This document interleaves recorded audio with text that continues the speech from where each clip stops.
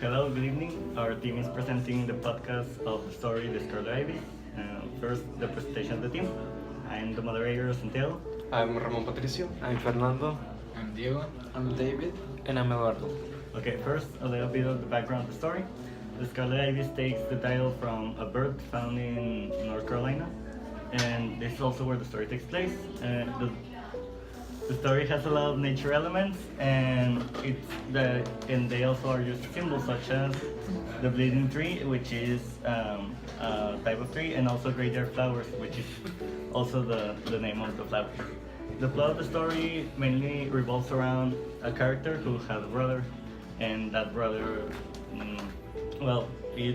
something happened to him, and that's what the story is about. Okay, first we're going to talk about the general themes and thesis of the story, starting with Patricio. So for the story, I found two very relevant themes for me. One of them is the relationship between siblings, and the second one is vanity. For relationship between siblings, I found one thesis, which was that sometimes when you try to help your siblings out, you actually hurt them more than you help them. And for the thesis for the theme of vanity, I think that the thesis will be that vanity can be good because it makes you proud of yourself, but at the same time it can be bad because you can be blinded by your own let's say self-image. Well, the main theme that I found was family, and the thesis is that when you love someone, you might end up hurting them. One of the main theses I found throughout all the story is mother nature and a little bit of family, but the important thing was nature. And one thesis I found is that everything belongs to nature. Everything borns from the nature and everything returns to nature. Well, one of the main themes that I found in the story is arrogance from part of the older brother. He shows arrogance with his little brother, and that's why he treats him that way. So thesis could be inferred that arrogance destroys brotherhood and families.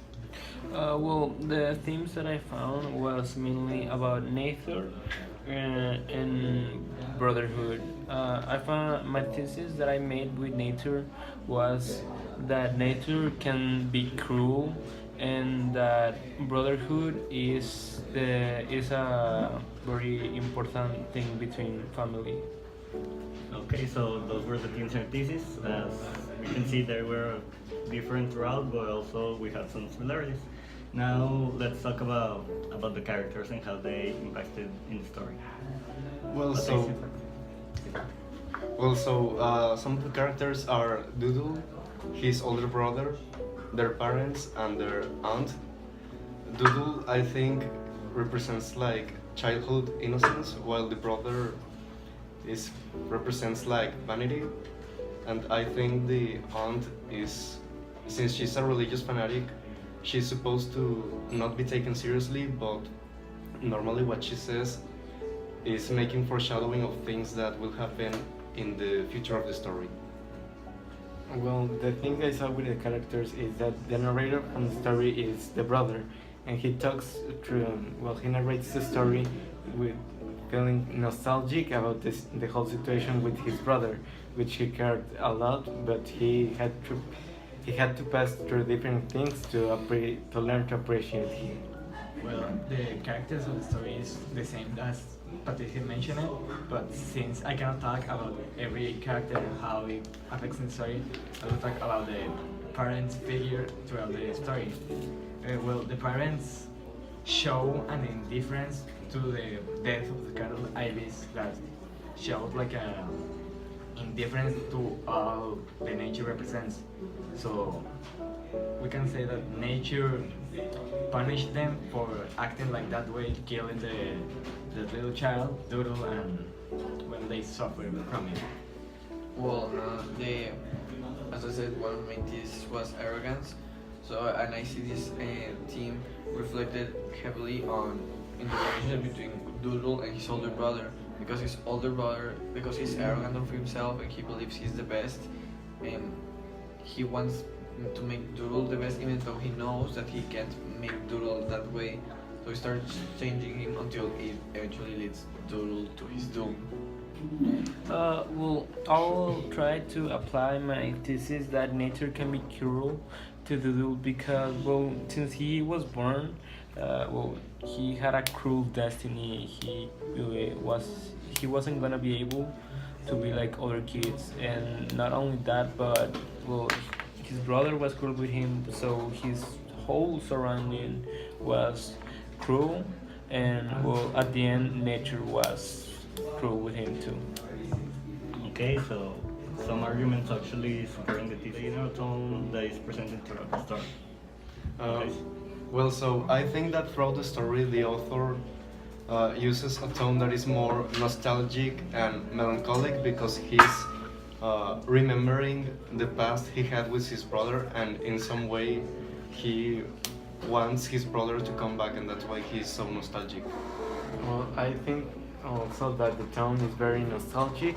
He talks about, he emphasizes of how he appreciates him a lot, and he also is kind of takes the situations very lightly in comparison of how severe they are.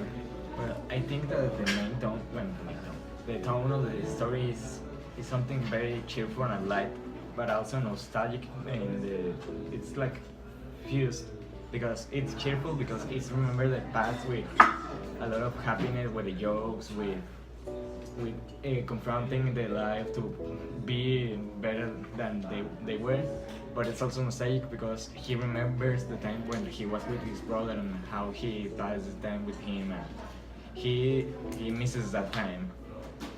As I see it, it's both, it's cheerful, as it resembles childhood as something happy, and a happy stage, like a happy stage of human life, but it's also nostalgic as is the author remembering his sad story with his brother and how his childhood became tragic.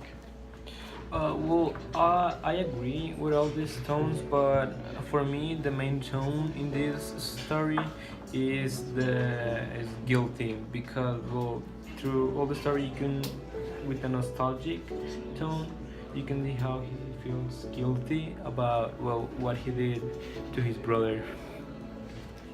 And I think that the story, like writing it and telling it, is like a way to redeem himself for what he did. Okay, now that we discussed general tones, how do you think the story was written? What's the style? Well, so I think that the style of the story uses a lot of American slang from beginnings of the 20th century, as well as the use of symbols and signs, and the text takes a lot of time in order to describe the nature that surrounds the characters. Well, I also think that the general tone, the general style of the story is written is very casual, and he uses a lot of relationships with nature.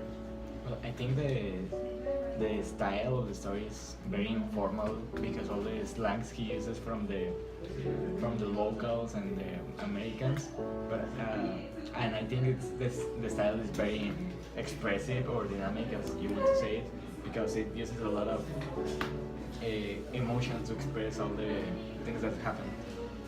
Well, I think that one of the most important parts of the style is the fact that it's written in first person, so it means that it's a child narrating it, so that's why there's use of slangs and informal language, because it's a child speaking, so they see it, they make the style seem as if it's a child speaking to us. Also, with the as if it's a child speaking, it's mostly what is described is his sensations rather than the setting or what's occurring around him. It's more of what he's feeling during that moment. As they say, an important part is symbolism of nature, and I think this is important because it uses nature and that kind of symbolism to express his emotions. And that way, when you read, it's really simple to understand what he's feeling in those moments.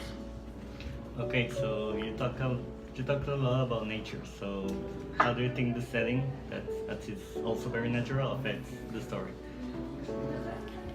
Well, so I personally think that the author first, like Doodle, his brother, and his family live out of the city, and that's why the house in which they live is surrounded by nature.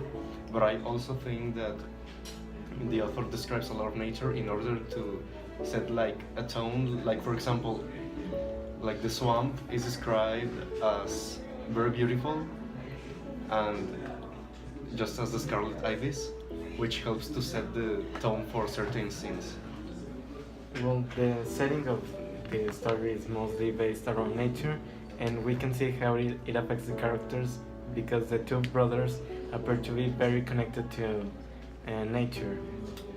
I think that the nature affects the way of the way the brothers live because they don't live as close as a city or we can say a town, and that makes them not so informed and culture about the entire life. So they think that some things like you can say protection or something like that is not existent. I think that makes them live a life very dangerously.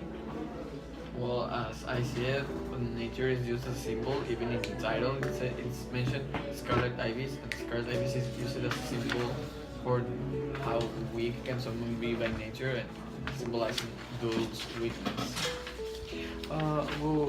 The setting, yes, about nature is an important part, but I would like to mention how the setting when in the old woman's swamp, it was really important how he took Doodle to there because it was like the place with most nature and what he considered a calm and his own place, and that was the connection that they both had. Okay, so well, as final reflection, as we all talk about it, like nature plays a big part in the story, and also we can see that there's a lot of symbolism in the story with mostly also nature themes like the scarlet ibis, the plants, the various animals, even the name Doodle, like it's a bug that walks backwards. And well, yeah, that's it. That's the end of the podcast. Thanks. And